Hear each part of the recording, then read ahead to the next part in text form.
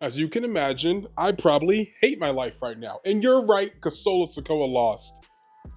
He is not our tribal chief. Hurt to say. Raw after Netflix was honestly a very fun show to watch. It really felt like a WrestleMania PLE quality show. I think I stand here alone when I say I don't know if I liked Roman versus Solo that much, which is a crazy statement because I love everything Solo Sikoa does, says, wears, breathes, everything. I'm gonna backtrack a little bit because I did enjoy watching the match. From bell to bell, what happened inside the ring, as far as the involvement, the weapons, everything that happened, it was a fun match. It was a lot of fun to watch. The reason that this match feels almost weird to me now is not because of anyone that was involved in the match. It was because of this guy. To Mama Rose! I feel like The Rock kind of ruined the match, which is a crazy statement to say because The Rock can't ruin anything, ever. The Rock is great. I love The Rock. I just felt like for this match, this moment, we weren't given the actual correct Rock that we needed in order to progress these storylines, because it just didn't make a lot of sense of what he actually did within this match. The Rock that we got to see on Raw, for a lot of people, is the Rock they're used to seeing, and that's a very good guy. The Dwayne Johnson that we all know from every single action movie, and that wrestling fans know will show up, do a rock bottom on people's elbow, and go home. Usually that's okay if the last year we didn't get what was probably the greatest wrestling character in recent time, the final boss. That version of The Rock, honestly, for me, is my favorite version of Dwayne Johnson. I personally did not grow up watching The Rock in the Attitude Era, so I only saw The Rock that came back to wrestle John Cena, and then this version of The Rock. And I loved Final Boss. But I don't think we got that version of The Rock during Raw on Netflix. We just got a good guy, head of the board, TKO, Dwayne The Rock Johnson. Especially given the video they put on Instagram where he was referred to as the High Chief, I really thought he was going to change his entire character, still be a heel, but no longer be the final boss, but actually be the High Chief,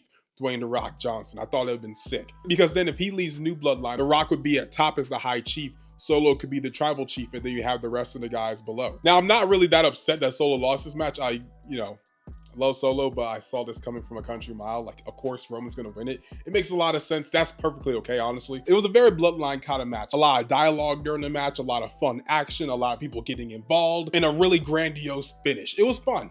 I loved it. If I'm looking at the last year of WWE storytelling, The Rock is a guy that looked like he was kind of upset with what happened at WrestleMania, because the match The Rock was involved in, he got the win. He pinned Cody, and then the night after, Cody pinned Roman. And then The Rock wouldn't acknowledge him at all. And then he came back that bad blood and he looked very upset. Like, it just felt like we were leading into this Rock Roman match, which is still very possible. It might have just been a one-off of The Rock just being good guy Rock for the night. And maybe by next week or the week after, this will all become something completely different. But as far as this match, I felt like the aftermath of this match was almost ruined. Is a crazy word to say.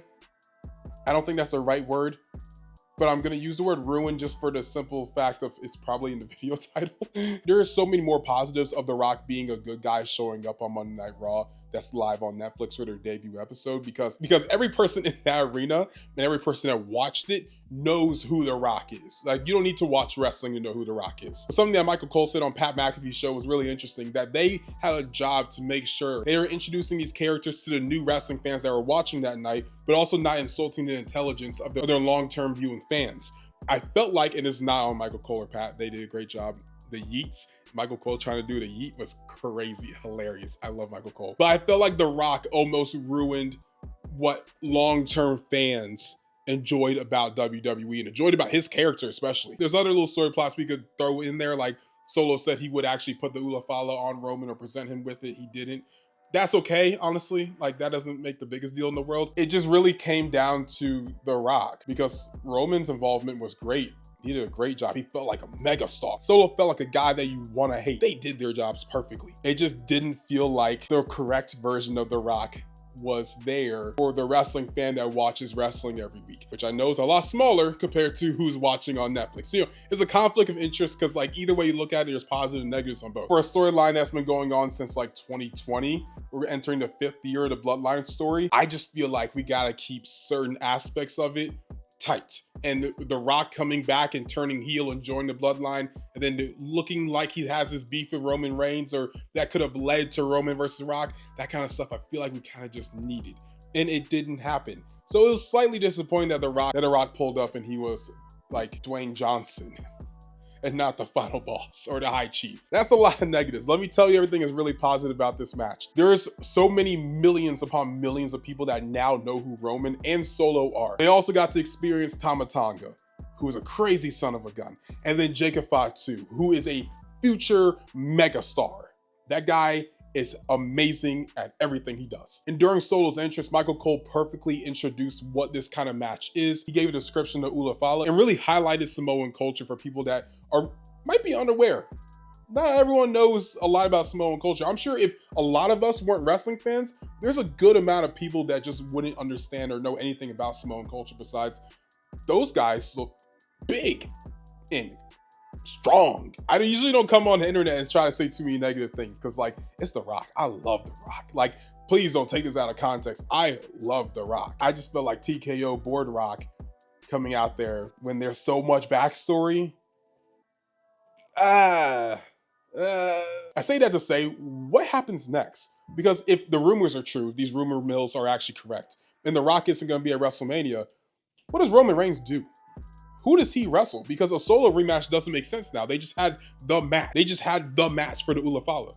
If anything, that should have been the WrestleMania match. It was fine here though. No problems with that. And it looks like Punk and Gunther might be a thing at WrestleMania, and Cena Cody could be a thing at WrestleMania. So unless like maybe it turns into Cena Gunther and then Punk Rollins and then Roman Cody again. If Rock's not there, I don't know who Roman faces at WrestleMania. So it's really interesting to think what could happen next. And that does make me more interested to watch these shows, obviously, because there's always gonna be an unanswered question that's gonna make me keep coming back. That's what wrestling's been doing to me for the last like 13 years. I'm okay with that. But then we gotta think about what happens with Solo. Does Jacob turn on him? Does he pronounce that he hates Solo, that he no longer loves Solo? Do they get stronger within a loss, or do they break up because of it? Like, we don't know. I don't know what's next for Solo because this felt like the pinnacle of that story. So what's the point of being a faction if you're no longer the tribal chief? Because then who's the leader? That's going to cause chaos. So maybe that's the next thing. We don't know. And it's very interesting to see what could happen. Because right now, Solo doesn't feel like someone that should be challenging for the world title or the Intercontinental title or US. He felt like he was in his own realm, his own little story pocket right there, and he lost the match. What happens next? So then what does Jacob do? What does Tama do? What does Loa do whenever he comes back? I feel like I was given a lot of unanswered questions with this tribal combat match. Not because of Roman and Solo though, because of The Rock's involvement. That's really not how I thought this video was gonna go. I bet you guys probably thought I was gonna come up here and just cry about Solo losing. I'm upset about that. I personally believe Solo should have won. I'm the only one that believes that. I don't know where Roman goes on his road to WrestleMania. I've never felt like there's been an opportunity for Roman Reigns to kind of be lost in the shuffle. He's not lost in the shuffle by any means because he's the top dog in the company.